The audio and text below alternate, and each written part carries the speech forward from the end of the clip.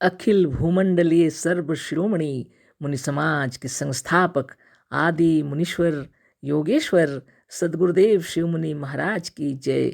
उपस्थित मुनि वृंद, साधु सज्जन वृंद, संत वृंद, साधक वृंद, आध्यात्म ज्ञान के जिज्ञासुओं और प्रेमियों, सभी श्रोता वृंद, आप सबको मेरा कोटिशः नमन, सप्रेम जय जीव। तो आध्यात्मिक चर्चा चल रही है और हम लोग आत्मबल, मनोबल और इच्छा शक्ति ग्रंथ, सदगुरुदेव शिवमुनि महाराज रचित ग्रंथ है, इसी के अध्याय 12 पर विचार कर रहे हैं। दूसरों का रोग दूर करने का उपाय। कल चर्चा हो रही थी, आज फिर चर्चा होगी, है ना। एक बहुत ही महत्वपूर्ण विषय यहाँ पर है। दुख का अनुभव जड़ में नहीं होता, दुख सुख का अनुभव करने वाला, दुख सुख की कल्पना करने वाला, दुख सुख को मानने वाला और दुख सुख को उत्पन्न करने वाला मन है, आत्मा है और चेतन तत्व है।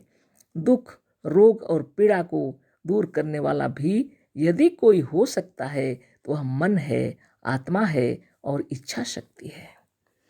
इस तत्व को अगर ठीक से समझ जाएंगे हम लोग, जीवन में कोई तकलीफ नहीं है ना। अपना तो रोग दोष दुख तकलीफ दूर होगा ही, हमारी इच्छा शक्ति होगी तो दूसरों का रोग दोष दुख तकलीफ दूर कर सकते हैं। अपनी इच्छा में पवित्रता होनी चाहिए, है ना। तहे दिल से अगर आप किसी का अच्छा करना चाहते हैं तो आपका मनोबल ऊंचा होना चाहिए। इसके लिए योगाभ्यास करना पड़ेगा, नित्य दिन यम नियम पालन पक्का करना पड़ता है ना।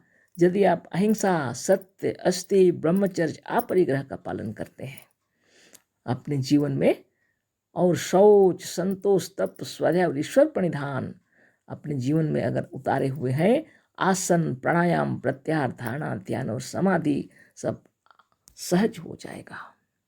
आपकी समस्त मनोकामनाएं पूर्ण हो जाएंगी। आपकी इच्छा शक्ति भी आपके कार्य में कोई बाधा उत्पन्न नहीं कर सकती, सबकी इच्छाओं को पूर्ण भी कर सकते हैं, है ना। पहले आपके अपने आप में अपने मनोबल ऊंचा होना चाहिए। अपना मनोबल अगर ऊंचा नहीं है, सब बेकार हो जाएगा।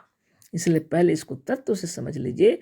दुख का अनुभव जड़ में नहीं होता, ये तो सभी को पता है, लेकिन इसकी गहराई को नहीं जानते, है ना। दुख का अनुभव जड़ में नहीं होता। दुख सुख का अनुभव करने वाला, दुख सुख को की कल्पना करने वाला, दुख सुख को मानने वाला और दुख सुख को उत्पन्न करने वाला मन है, आत्मा है और चेतन तत्व है। सदगुरुदेव लिखे है ना। आप विचार कीजिए, आकाश, अग्नि, जल, वायु और मिट्टी, ये पंच तत्व हैं, पंच महाभूत इनको कहा जाता है ना। सकल सृष्टि बस इसी में है ना। अपना शरीर भी इसी से बना हुआ है ना। आकाश, अग्नि, जल, वायु और मिट्टी जो जड़ है ना। और इसके अंदर में जो चेतन शक्ति दौड़ रही है, चेतना दिखाई पड़ रही है हमारे शरीर में, जो जीवंत जो चेतन जो है, उसी को आत्मा कहते हैं, क्योंकि वह अपना आप है। इसका कैसे परिचय दिया जाए? यही जीवन है, यही चेतन है, यही प्राण तत्व है, जिससे सारे शरीर के आकाश, अग्नि, जल, वायु और मिट्टी में चेतनता आ गई है, जीवित हो गया है सब। वह कौन है? वह स्वयं आप है, वह स्वयं आप है ना। खूब ध्यान कीजिए, वह स्वयं आप है ना। इस सारे शरीर में जो चेतना दौड़ रही है, यह जो चेतन है, जीवन है, यह जो प्राण तत्व है, यह स्वयं आप है। इसी को आत्मा कहा गया है। इसी चेतन का नाम आत्मा है, क्योंकि सबके शरीर में अपना अपना प्राण है ना, अपनी अपनी प्राण शक्ति कार्य कर रही है, अपनी अपनी चेतना, इसी को आत्मा कहते हैं। अपने आप को, सबका अपना आप वही ब्रह्म है ना। उसी ब्रह्म के रहने से शरीर में चेतना है, जीवन है, और नहीं तो जड़ है यह सब।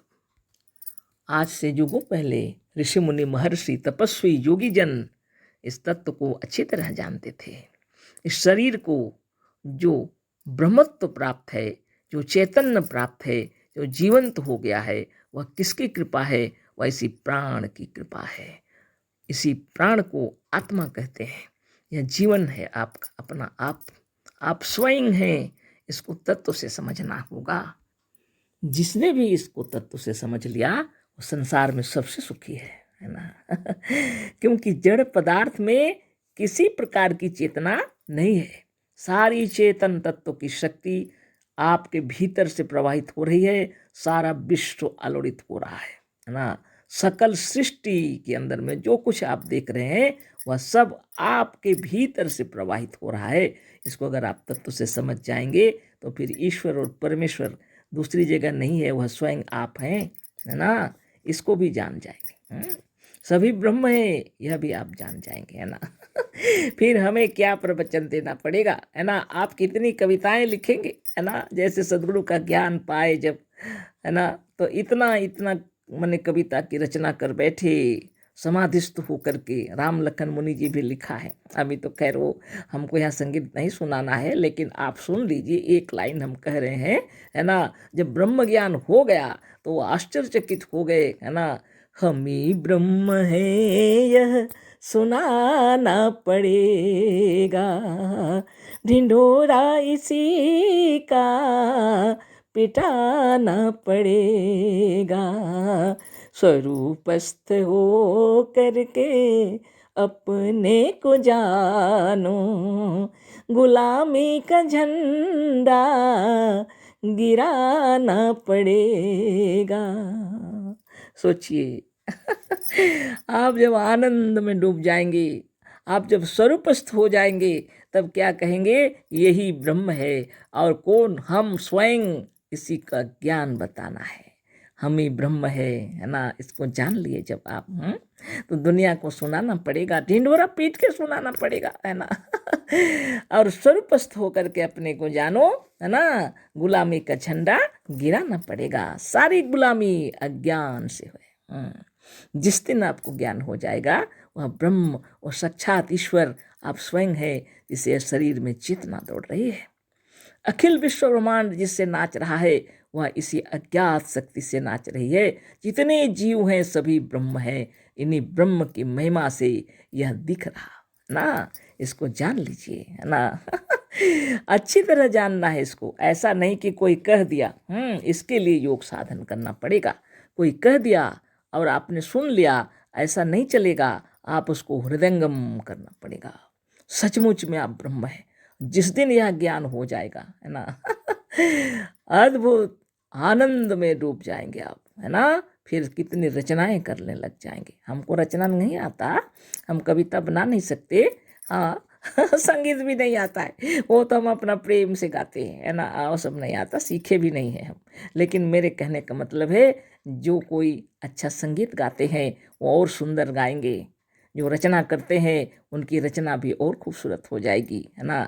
ऐसे भी हम लोग थोड़ा थोड़ा ज्ञान है तो प्रवचन देते हैं, अलग बात है। लेकिन इसका मतलब यह नहीं है कि सिर्फ बोल रहे हैं, है ना। सोते जागते उठते बैठते अपने आत्म ध्यान में डूबना सबसे बड़ी शक्ति है ना। सारे कार्य करते हुए भी अपने आप को कभी नहीं भूलना। हम ब्रह्म हैं और सामने वाला भी ब्रह्म ही है। यह सबसे बड़ा ज्ञान है। जब जब आप साधना में आप उच्च कोटि में चलते चलेंगे, तब दुनिया के रहस्य को समझ जाएंगे, है ना। अच्छी तरह समझ जाएंगे कि दुख का अनुभव जड़ में नहीं होता। दुख सुख का अनुभव करने वाला, दुख सुख की कल्पना करने वाला, दुख सुख को मानने वाला और सुख दुख को उत्पन्न करने वाला मन है, आत्मा है और चेतन तत्व है ना। बहुत से लोग यह सोचते हैं कि आत्मा कोई दुख सुख का अनुभव नहीं करती है। इस पागलपन से ऊपर उठ जाइए। यह सिर्फ पागलपन है ना। ना मैं बुद्धि, ना मैं चित्त, ना मैं अहंकार। बहुत संगीत सुनते हैं, बहुत संगीत डालते हैं, है ना। कई बार हम उसमें थोड़ा बाधा दिए, लेकिन किसी को समझ में नहीं आया। क्योंकि वो सुनी सुनाई बातें हैं। अनुभवजन्य ज्ञान सबसे बड़ा होता है। आप साफ साफ इस बात को समझ लीजिए, जड़ तत्वों में कल्पना करने की शक्ति नहीं है। दुख सुख का अनुभव भी वहाँ नहीं होता। और ये जितना जो दिख रहा है, आकाश, अग्नि, जल, वायु और मिट्टी, पंच महाभूत, इस सब में किसी में भी प्राण नहीं है। इन सब में किसी में भी प्राण नहीं है। आपका शरीर भी इसी से बना है। आकाश, अग्नि, जल, वायु और मिट्टी से शरीर बना है। ये बनाने वाले भी आप ही हैं। और आपके अंदर जो चेतना दौड़ रही है, आप जो बातें कर रहे हैं, आप जो संगीत गा रहे हैं, आप जो प्रवचन दे रहे हैं, आप जो कुछ विचार कर रहे हैं, वो आप स्वयं ब्रह्म है ना, चेतन तत्व हैं। और इसमें जितनी गड़बड़ियाँ हो जाती हैं, उसकी वजह से दुनिया में लोगों को कष्ट होता है, पीड़ा पहुंचाते हैं हम लोग, है ना। इसलिए सद्गुरुदेव अष्टांग योग की व्याख्या किए हैं, ताकि हम लोग यम नियम का पालन करें। यम नियम के अंतर्गत में अहिंसा, सत्य, अस्ति, ब्रह्मचर्य, अपरिग्रह आता है ना। दूसरे का दुख देंगे, दूसरे को पीड़ा पहुंचाएंगे और आपको शांति मिलेगी, ऐसा कभी ना हुआ था, ना कभी होगा, ना हो रहा है ना। ये जितनी नकली बातों के पीछे मन को हटा दीजिए और अपने को सुखी रखना है तो सबसे प्रेम से बर्ताव करना पड़ेगा, है ना। सोते जागते उठते बैठते अपने आप को समझिए और सबको समझिए, यही भगवान है। और जब आप यहाँ जान जाएंगे तो आप आनंद विभोर हो जाएंगे। आपका गोद का बालक भी भगवान है, आपके माता पिता भगवान हैं, आपके सास ससुर भगवान हैं। इनको छोड़ के कहाँ दर दर भटकते हैं, है ना। तो बातें तो बहुत हैं और आज तो आगे फिर कल चर्चा होगी, है पूरा हो गया समय, है ना।